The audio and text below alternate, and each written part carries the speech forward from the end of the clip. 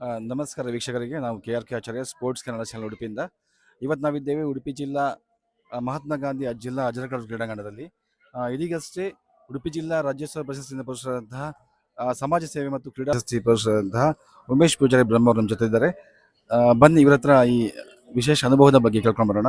Sir, ಈ ಉಡುಪಿ ಜಿಲ್ಲಾ ರಾಜ್ಯೋತ್ಸವ ಪ್ರಶಸ್ತಿ ನಿಮಗೆ ಲಭಿಸಿದೆ, ಇದ್ರ ಬಗ್ಗೆ ಹೇಳಿದ್ರೆ ಎಷ್ಟು ಖುಷಿ ಆಗ್ತದೆ ಸರ್ ನಿಮಗೆ? ಖುಷಿ ಆಗ್ತದೆ. ನಾನು ಕೆಲವು 20 ವರ್ಷಗಳಿಂದ ಸಮಾಜ ಸೇವೆ ಮಾಡಿಕೊಂಡು ಬಂದಿದ್ದೇನೆ.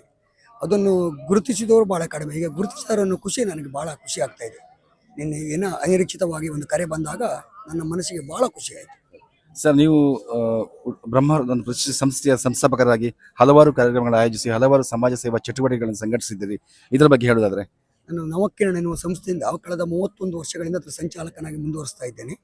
ಮತ್ತು ನಾನು ಜನತೆಗೆ ಇನ್ನೊಂದು ಏನು ಹೇಳುವುದು ಏನಂದರೆ, ಒಂದು ವಿಶೇಷವಾದ ಒಂದು ನನ್ನ ಇತ್ತೀಚಿನ ಹೊಸ ಒಂದು ಸಮಾಜ ಸೇವೆ ಏನಂದರೆ, ಯಾರಿಗಾದರೂ ಬಿದ್ದು ಆಕ್ಸಿಡೆಂಟ್ ಆದಲ್ಲಿ 1 ತಿಂಗಳ ಮಟ್ಟಿಗೆ ಅಥವಾ ಅವರು ಸರಿಯಾಗೋ ತನಕ ಏನಾದರೂ ವೀಲ್ ಚೇರ್, ವಾಕರ್ ಅಥವಾ ಬೇಸಿನ್ ಚೇರ್ ಎಂಥದ್ದು ಬೇಕಾದಲ್ಲಿ ನಾನು ಸದಾ ಕೊಡಲು ಸಿದ್ಧನಿದ್ದೇನೆ. ಯಾರಿಗಾದರೂ ಬೇಕಾದರೂ ಸಂಪರ್ಕಿಸಿ ಅನ್ನೋ ಒಂದು ಮಾಹಿತಿಯನ್ನು ಸಹ ಕೊಡ್ತೇನೆ. ಅದನ್ನು ನಾನು ಸದಾ ಇಟ್ಟಿದ್ದೇನೆ. ಅವರು ಸರಿಯಾದ ನಂತರ ಅದನ್ನು ವಾಪಸ್ ತಂದು ಕೊಟ್ಟರೆ ಸಾಕು ಅಂತ ವ್ಯವಸ್ಥೆ ಸಹ ಮಾಡಿದ್ದೇನೆ. ಸರ್, ನೀವು ನಿಮ್ಮ ಪ್ರತಿಯೊಂದು ಕಾರ್ಯಕ್ರಮಗಳಲ್ಲಿ ವಿಶೇಷ ಕಾರ್ಯಕ್ರಮಗಳನ್ನು ಹಮ್ಮಿಕೊಳ್ತೀರಿ, ಬೇರೆ ಬೇರೆ ಕಾರ್ಯಕ್ರಮ, ಅದರ ಬಗ್ಗೆ ಸ್ವಲ್ಪ ಹೇಳೋದಾದ್ರೆ ಸರ್? ಯಾಕಂದರೆ ನನಗೆ ಬೆಂಗಳೂರಿನಲ್ಲಿದ್ದಾಗ ಪೆಟ್ರೋಲ್ ಇಲ್ಲದೆ ಗಾಡಿ ದೂಡ್ಕೊಂಡು ಹೋಗುವಾಗ ಅದು ಒಂದು ಅನಿಸಿಕೆ, ಮನಸ್ಸಿಗೆ ಭಾಳ ನೋವಾಯಿತು. ಆ ಗಾಡಿ ದೂಡ್ಕೊಂಡು ಹೋಗೋದು ಎಷ್ಟು ಕಷ್ಟ ಅನ್ನೋದು ನನಗೂ ಸಹ ಅನುಭವ. ಆ ನಿಟ್ಟಿನಲ್ಲಿ ನಾನು ನನ್ನ ಗಾಡಿಯಲ್ಲಿ ಸದಾ 1 ಲೀಟರ್ ಪೆಟ್ರೋಲ್ ಸದಾ ಇಟ್ಟುಕೊಂಡು ಯಾರಾದರೂ ತಳ್ಳಿಕೊಂಡು ಹೋಗ್ತಾ ಇದ್ದರೆ ಅದನ್ನು ಕೊಡುವಂಥ 2006ರಿಂದ ಪ್ರಾರಂಭಿಸಿದೆ. ಇತ್ತೀಚಿನ ದಿನಗಳಲ್ಲಿ ಕಳೆದ 2 ತಿಂಗಳ ಹಿಂದೆ ಒಬ್ಬರು ಕಾಲು ನೋವಿಗೆ ನಾನು ವೀಲ್ ಚೇರ್ ಬೇಕು ಅಂದಾಗ ನನಗೆ ಮನಸ್ಸಿಗೆ ಬೇಸರವಾಗಿ ನಾನೇ ಸ್ವಂತ ಹಣದಿಂದ ಹೋಗಿ ವೀಲ್ ಚೇರು ಅದಕ್ಕೆ ಬೇಕಾದ ಎಲ್ಲ ಸಲಕರಣೆ ತಂದಿಟ್ಟಿದ್ದೇನೆ. ತುಂಬ ಜನ ಉಪಯೋಗಿಸಿಕೊಂಡಿದ್ದಾರೆ. ಇನ್ನೂ ಯಾರಿಗಾದ್ರೂ ಬೇಕಾದ್ರೂ ಒಂದು ಕೊಡುವಂಥ ವ್ಯವಸ್ಥೆ ನಮ್ಮದು. ಹಲವಾರು ವರ್ಷಗಳಿಂದ ಕಾರ್ಯನಿರ್ವಹಿಸಿದ ತಿಳಿದು ಬಂದಿದೆ. ಇದರ ಬಗ್ಗೆ ಆಳವಾದ ಜ್ಞಾನ ಕೂಡ ನಿಮಗೆ. ಇದರ ಬಗ್ಗೆ ಸರ್ ನೀವು ಹೇಳೋದಾದ್ರೆ?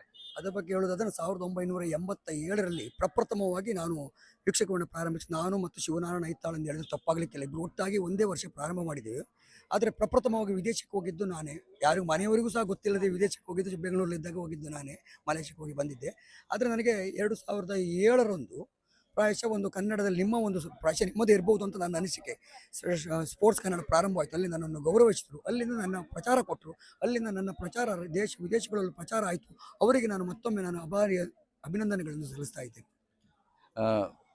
ಮೇಡಮ್, ಸರ್ ಈ ಸಾಧನೆ ಬಗ್ಗೆ ನೀವೇನು ಹೇಳ್ತೀರಿ? ನಮಗೆ ತುಂಬ ಖುಷಿ ಆಯಿತು.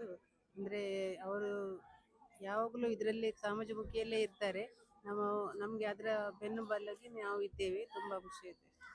ಧನ್ಯವಾದಗಳು ಮೇಡಮ್.